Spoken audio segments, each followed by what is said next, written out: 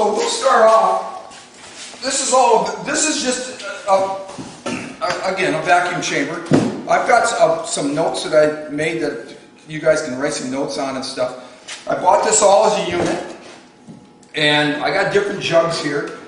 And so like Steve. So this came with that. Correct. Where'd you get it? All on Amazon. And yeah. How much? About 100, 150? Yeah, about 159, I believe, was the whole unit. 159 or something like that. Okay.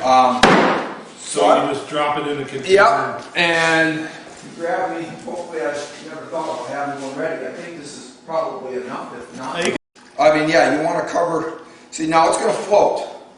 Okay. So basically, at that point, I got this big old speaker. Sometimes I put tape, anything. I take it it's not that toxic. No, there's no. Now, you come over here, you'll see what it's doing right now. You can see the air coming out of that piece of wood. Okay? So, a lot of times, what I'll do with this, just to keep things a lot cleaner, I'll put that in here.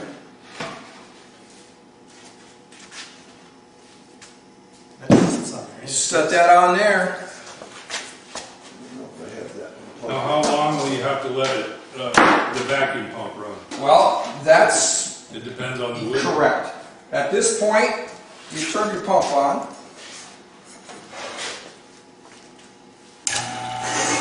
And if you want to come and take a look at what's going to happen in here, what it's doing right now is going on, obviously. Get the lid to start.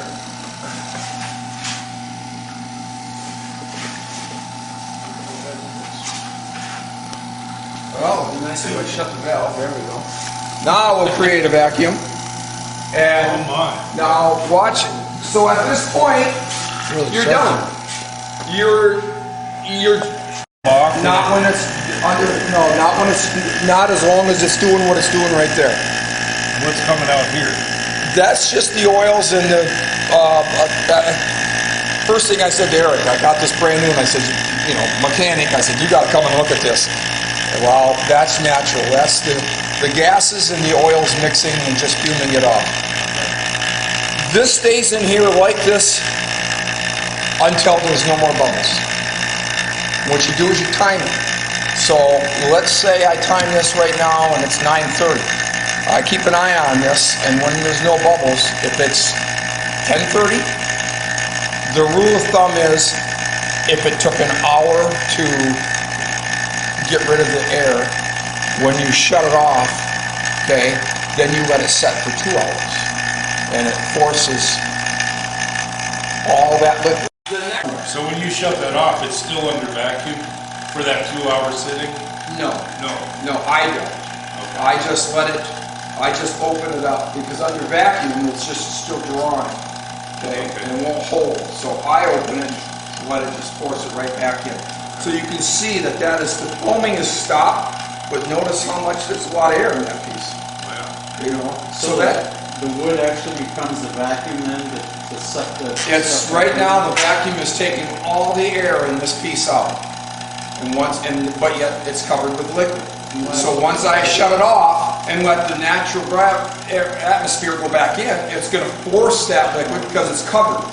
It's going to force it right into it. At that point. Okay.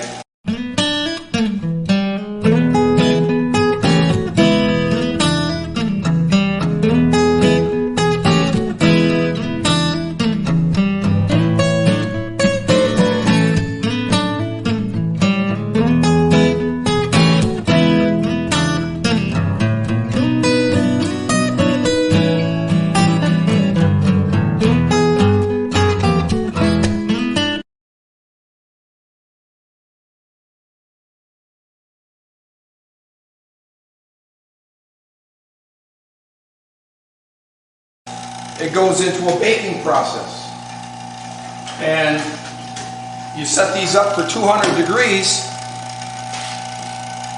A lot of them wrap them in aluminum foil.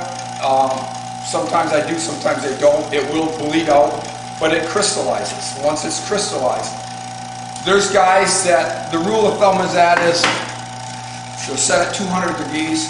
Some guys will take this and put it in there and come in tomorrow morning and be done. I've done it for 3-4 hours, saw that it was completely crystallized, and not a problem. I did one and was in here most of the day, and I thought, what did I do wrong? Because it just would not crystallize, and I left it longer, and before you know it, was no more rubber to it.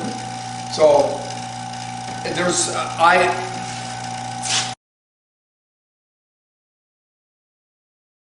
It all came just like that. Yep. Cool. I gotta Once it's baked, you can see how it turns. I did very little sanding on this. This wasn't. Just from turning, okay. This has been turned. This was before I stabilized it. And once I put it back on and realized it was only going to do this, I wasn't about to sand it down to that. But as the amount of liquid, It's a lot of sanding. you can see in weight, that probably got 10 ounces of liquid in it, you know. And this thing will double in weight Oh yeah. when it comes out.